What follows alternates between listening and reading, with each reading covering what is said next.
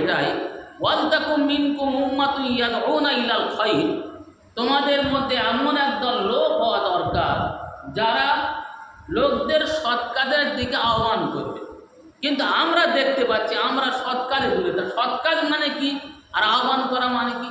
কোনো একটা নেকির কাজ, কেউ খারাপ কাজ করছে, আরে ভাই করিস, এটা ঠিক ভালো কাজ না, ঝগড়া করার কথা না।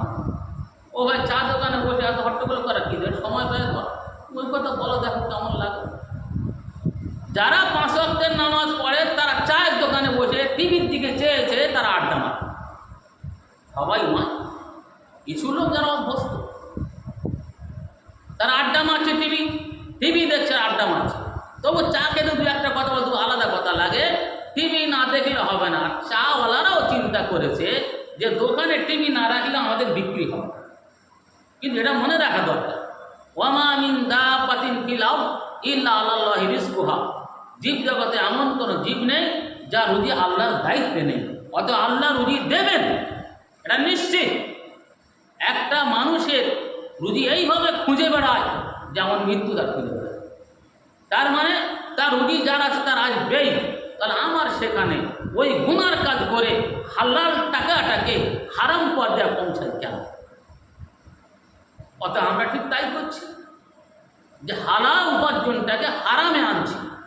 আমার বেচাকেনা হালাল, আহাল্লাহুল বাইয়া হারামা রিবা, আল্লাহ তাআলা ক্রয় বিক্রয়কে হালাল করেছেন আর রিবা মানে সুদটাকে হারাম করেছেন।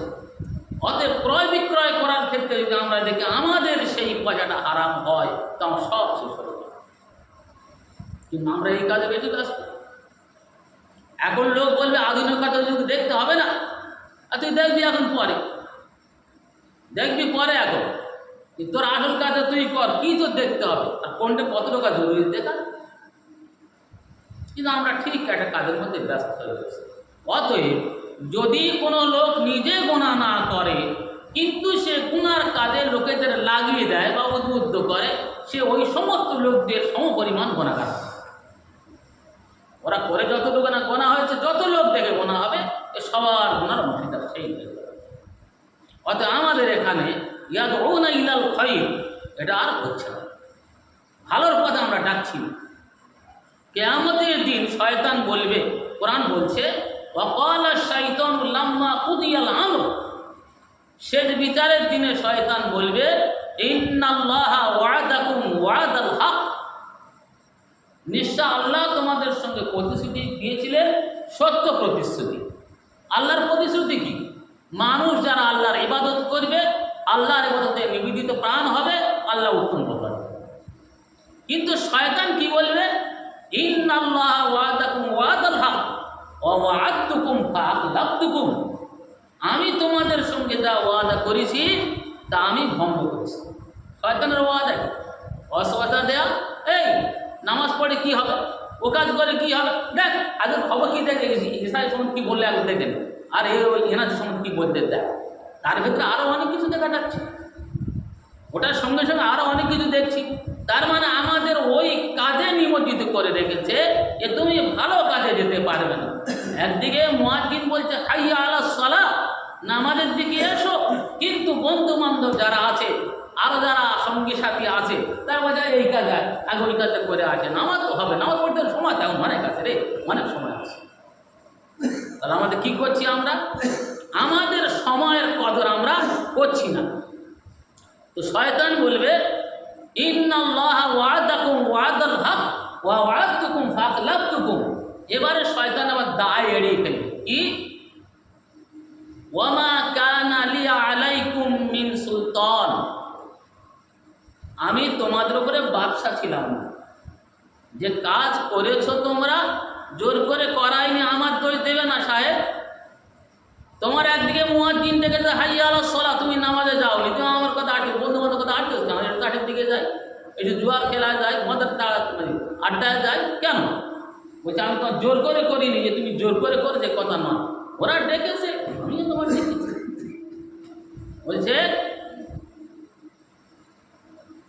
ওয়ামা কানা লি আলাইকুম মিন সুলতান ইল্লা আন দাআউতুকুম ফাস্তাজাবতুম লি, বলছে তবে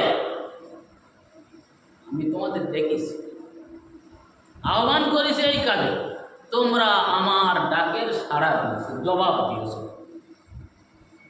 তাহলে শয়তান কিন্তু এ দায়িত্ব নিচ্ছে না, সেও ঝেড়ে ফেলছে। ও বলবে কি, মা আনাবি মুশরিকিকুম ওয়া মা আনতুম বিমুশরিকিয়া। এর আগে আছে ইল্লা আন দাআতুকুম ফাস্তাজাবতুম লি ফালা তালুমুনি ওয়া লুমু আনফুসাকুম। অতএব তোমরা আমার দোষারোপ করো না, বরং নিজেরা নিজেদের দোষারোপ করো। তোমরা তোমাদের ইচ্ছাকৃতভাবে কাজ করেছো, আমি জোর করে করাইনি। মা আনাবি মুশরিকিকুম, আমি তোমাদের কোনো উপকার আসবো না। ওয়া মা আনতুম বিমুশরিকিয়া, তোমরা আমার কোনো উপকার আসবে না। এই ক্ষেত্রে আমরা বুঝতে পারলাম আমাদের যে ইবাদত, যে উদ্দেশ্যে আমাদের সৃষ্টি আল্লাহ সৃষ্টি করেছেন, ওয়া মা খালাকতুল জিন্না ওয়াল ইনসা ইল্লা লিয়াবুদুন, আমি মানব ও দানবকে সৃষ্টি করেছি কেবলমাত্র আমার ইবাদত করার জন্য, অন্য কিছু করার জন্য না। তাহলে কি সবসময় আল্লাহর ইবাদত করতে পারে মানুষ? প্রতিটা সময় নিঃসন্দেহে পারে। হাদিস তো সেই কথাই বলে, সব সময় মানুষ আল্লাহর ইবাদত করতে পারে। সে মেলামেটা অবস্থায় হোক, পায়খানা অবস্থায় হোক, প্রস্তাব অবস্থায়, সব অবস্থায় তার মানে কারণ দিকিরে কলবি থাকে, মনে মনে সে আল্লাহর ধ্যান করে, আল্লাহর খেয়াল করে, সেটাও তার একটা ইবাদত। সে সর্বাবস্থা করতে পারে। এ কারণে বলছিলাম যে ওয়ায়ামুরুনা বিল মারুফ ওয়া ইয়ানহাউনা আনিল মুনকার, যে দল হবে তারা লোকদের সৎ কাজের আদেশ করবে, অসৎ কাজের নিষেধ করবে। তাহলে আমাদের এই ব্যাপারে খেয়াল রাখা দরকার, আমাদের সময়টাকে কদর করা দরকার, সুস্থতাকে আমাদের কদর করা দরকার। এগুলো খেয়াল রাখতে হবে, তার মর্যাদা দিতে হবে। ওয়া উলাইকা হুমুল মুফলিহুন, আর এরাই হবে সফলকাম। তাহলে যারা এই কাজগুলো করবে তারাই হবে সফলকাম, যারা করবে না তারা সফলকাম হতে পারবে না। আমাদের বর্তমান সময় যে কথা বলছিলাম আমি, যে প্রতিটা কাজের আদেশ করা সৎ কাজের, সেটা হচ্ছে কি স্বভাবের কাজ। সে কে খারাপ মনে করলো, ভালো মনে করলো, কথাটা নয়। আজ দেখা যায় আমরা অধিকাংশ ক্ষেত্রে দায়সারা হিসেবে প্রতিটা কাজ করি, মানে আমাদের দায়িত্ব হলে থাকে না। তার মানে একটা মাত্রা সহজে বুঝে নিতে হবে আমাদের। ধরুন কারোর বিয়ে হচ্ছে, কোনো বিয়ে বাড়ি আমার দাওয়াত দিয়েছে, এখন আমরা বিয়ে বাড়ি যাবো কি যাব না, এটা একটা প্রশ্ন।